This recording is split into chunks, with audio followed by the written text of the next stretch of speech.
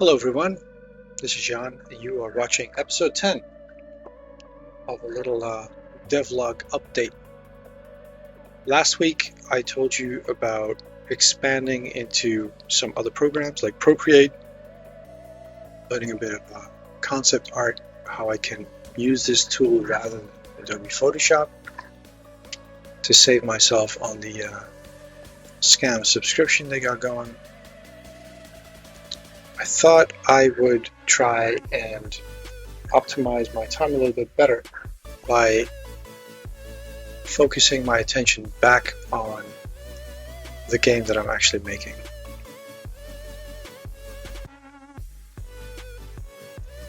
So if we just take this one as the game, so I want to make the graphics look a bit prettier. I want to start looking into how I can, like what it's actually supposed to look like. We're looking at texturing and Unreal Engine and how I can make my own textures. I've been looking at finding a workflow with the tools that I have, like my iPad and the little Wacom tablet. So I should use Blender or Nomad Sculpt on the iPad, or maybe both, and just see how I can move things along. But in the meantime, the game itself has been stagnant, and I thought let's get a couple of basic things going that I wanted to have had by now that I don't have, and that I want to develop in the upcoming days. So first of all, moving platforms. The three levels that I have are inanimate, so they're just blocks. There's a couple of enemies here and there that I built using the Cobra Code course, but there's not a lot going on dynamically in the level, so that would be the first step. I think I can make a moving platform using the template of one of the enemies, so let's find out. And otherwise, let's find a different tutorial that will allow me to make it. I'm also thinking that the platform itself should be 3D rather than a sprite. That's something I can get started on. The thing after that, I always thought it would be nice to have multiple routes through the level, but I can have even more gameplay if I lock it. If I lock off certain areas, and you have to find keys in other areas, so that you have to backtrack. The Metroidvania template. Lock and key.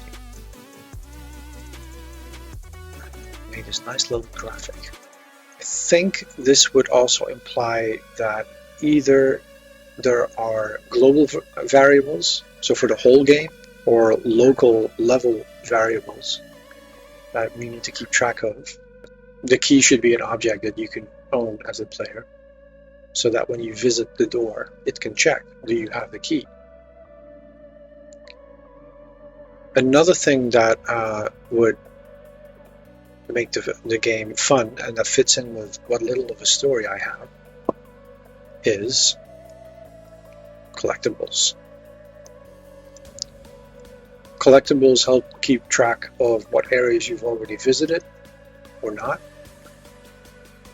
And they're also a different way of adding gameplay by, having a score of some sort instead of just walking around. What kind of collectible should be? We can simply have anything to do with life, so food, health,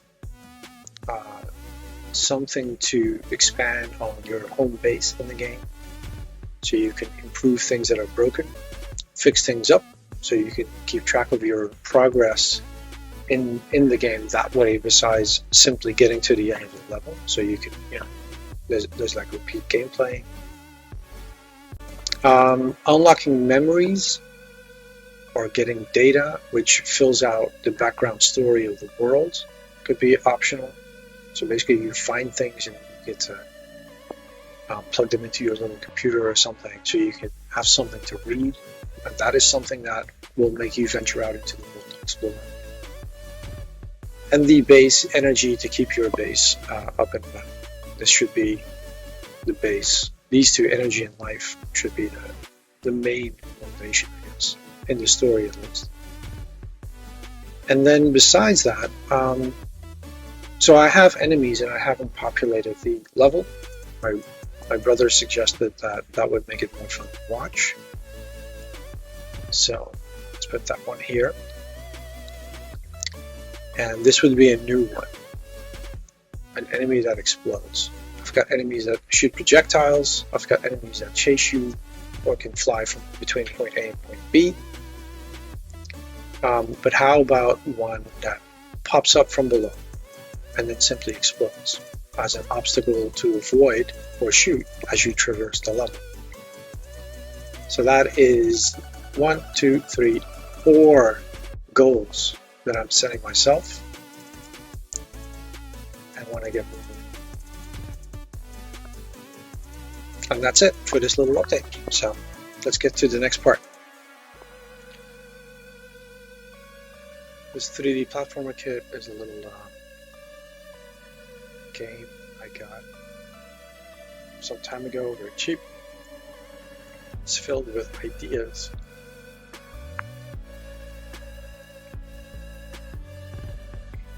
Just turn it on again.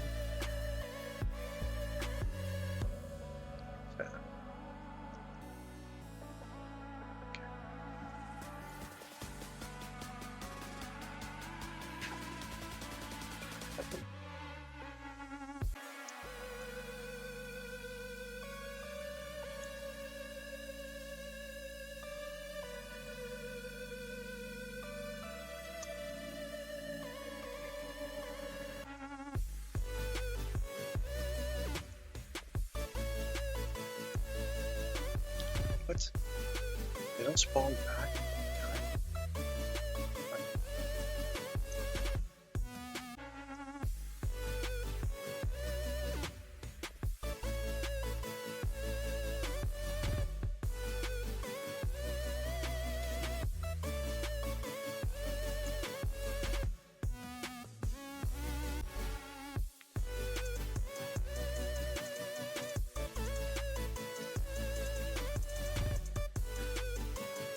I don't think this coffee is actually working. Of course, the unfortunate thing is you're not really going to know until it's 5 o'clock in the morning. But for some reason, you can't sleep. So where was I? I was suddenly wondering if I can simply export from one project and import to the next. I know I've done something similar before, but I forgot how. So I watched a quick little video. I'll be sure to post the links down below. And asset actions, migrate. Let's see. The following, will it really be everything? I mean, do I really need everything? Let's just find out. Let's close that one out. Let's open our escape Tektropolis. So if I'm right, it also moved the mesh and everything. Here we go. Shall we just continue with this level then? Why not? All right. What would be platforms? Viewport.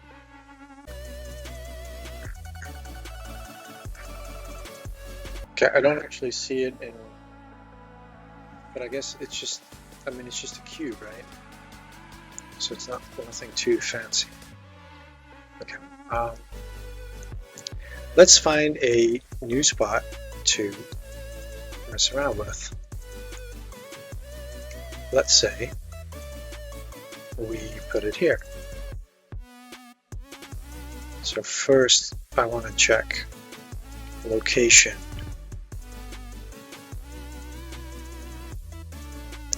Okay, let's dump this in.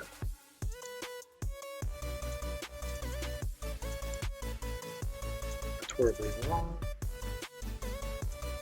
Let's not have to play through everything. Let's move the player over here, over here. Save. Okay, 0. Much better. So I guess when I just wanted to move it out here, it connected, like it locked, or what do you call it, like magnets. It snapped to this thing in the background. I wonder if I could lock things actually. Like, can I just, is there a right click lock? Anyway, we were over here. Okay, I would like, what if I want this to be a smaller platform, right? I need to be inside this panel. I need to grab a hold of this one. And I need to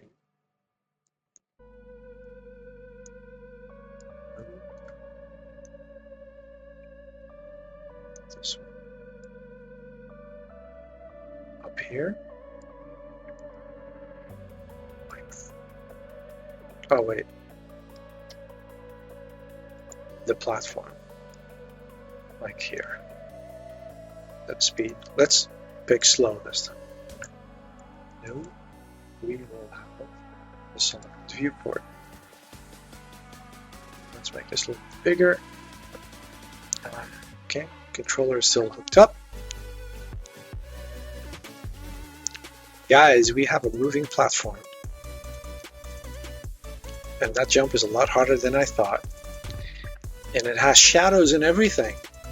Look at that. Shadows are moving along. Wait.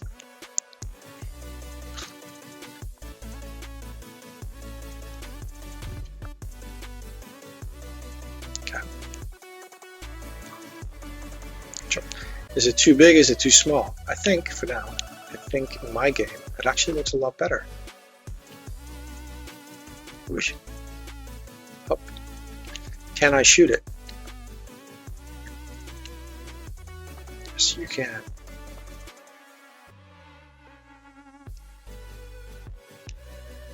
Yeah.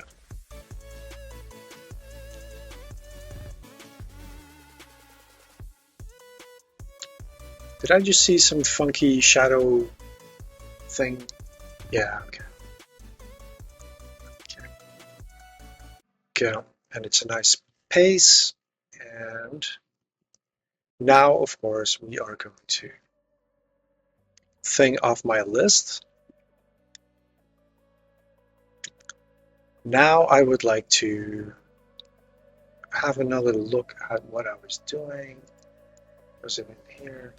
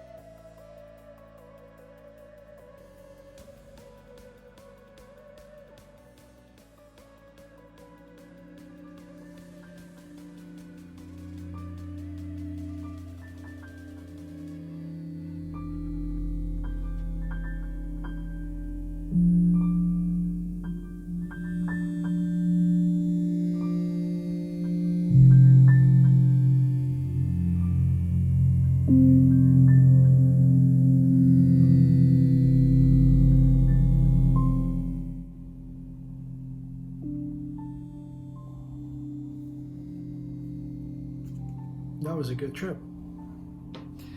How's everyone doing? Has it been almost 2 weeks?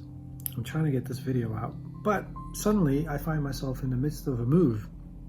And so getting this video out is a little bit taxing because, well, everything is in boxes and the office is gone. Oh, it's okay. I keep telling myself, I have my iPad. I can do everything on my iPad, right? So let's watch what I've got. I'll just turn off the sound. I recorded a video full-on commentary, and all of a sudden my headset for work, my mic that I really like, has given out and is just a crackling mess. So go. So we've got the moving platforms, we've got the collectibles, we've got the falling platforms. Let's check that box. And the lock and key. Yes, I have a red key. It can open red doors infinitely. I'm still working on the, actually no, I already did the subtract a key if you open a door. So let's have a look at the game as it is right now. Kind of how it is right now. Come on, there it is. Let's hit play. This is a widget, sub-widget thing for the HUD. Like you can break the HUD up into components and then put it all into one big widget HUD. That's kind of what I did here, except for the red key, because I was just messing around. I was having difficulty getting I wanted the key to not be there if you didn't have it and only appear in the HUD when you had it. I'm also thinking of having like a big chunky HUD, like old Amiga games, you know, like full-on skeuomorphic. But, you know, for now, I'm just having a look. Like I just want stuff to appear on screen. I want things to be counted. The coins, which I'm going to be turning into gears, I want them to be counted. You know, maybe you can buy stuff. Maybe you can just upgrade preset things in the little hideout you've got going that ultimately you will try and escape from. But these are some of the nodes. These right there that I was just pointing at, those are enums. So I'm quite fond of the Unreal Engine node system. It reminds me of Dreams on the PlayStation, and I'm a big fan of Dreams. It's a great way to get into programming, but once you learn how to code in actual writing,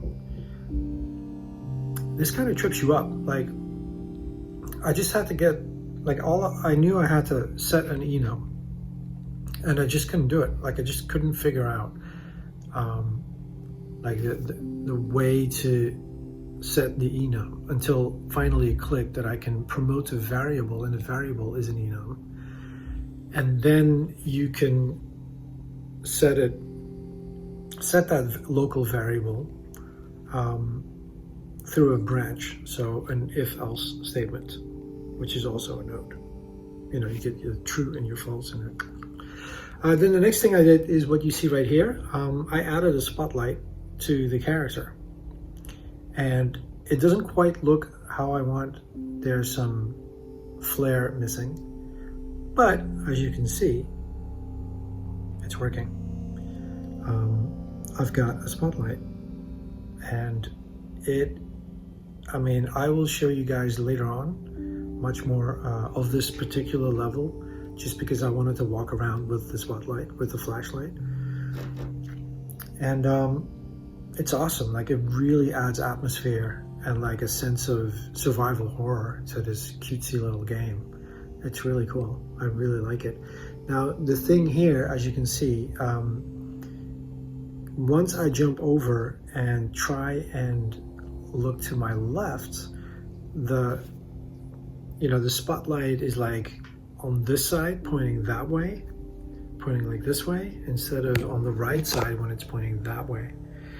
So it doesn't quite show off the enemies as well looking to the right as I'd like on the looking to the left.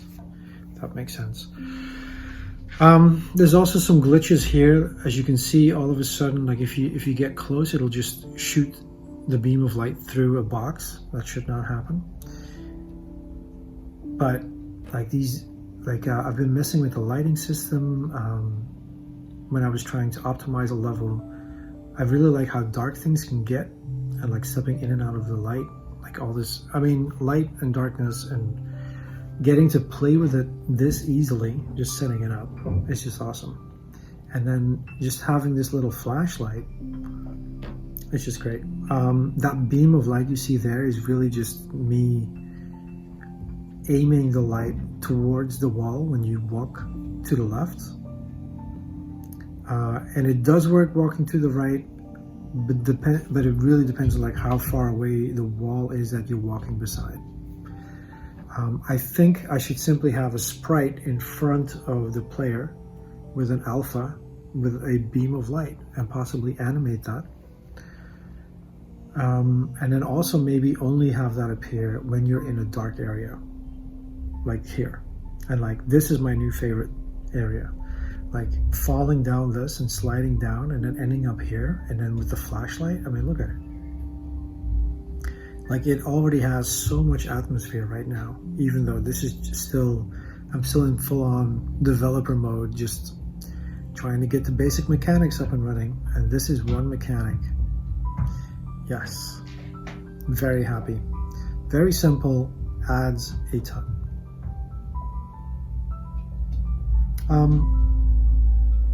What's another thing that I'm gonna have to be working on? So I've got the gears being counted, but you can't really use them for anything yet.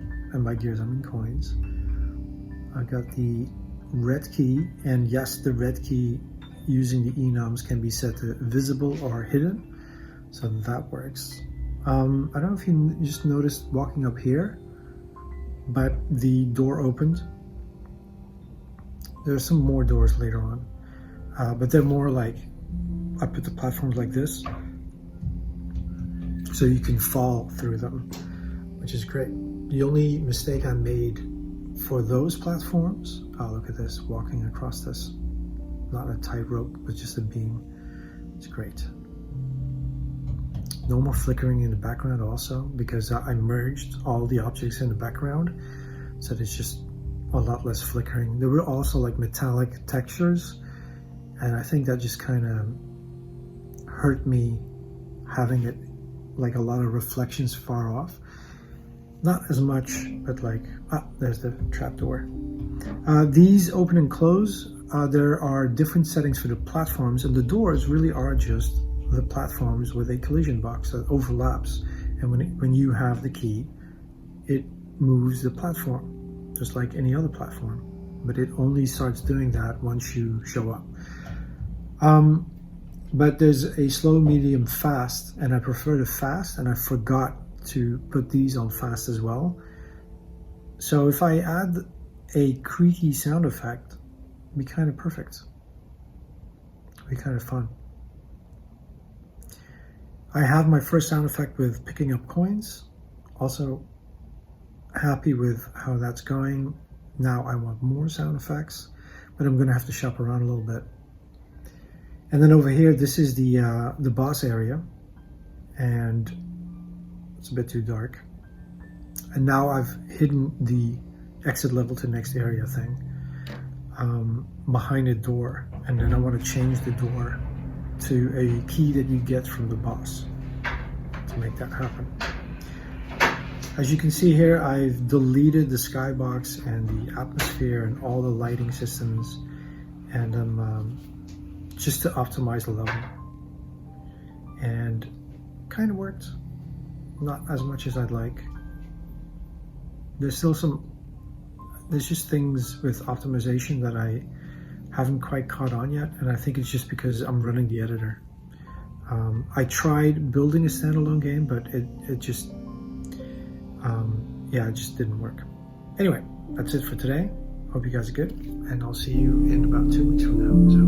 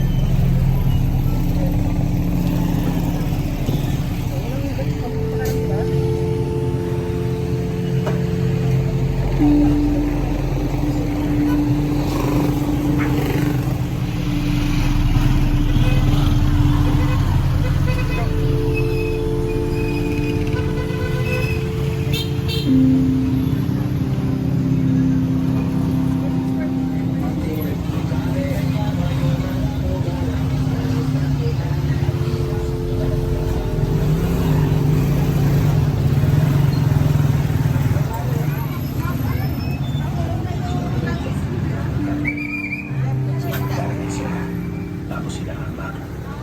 Eh ako'y patso na isda yung kanila eh.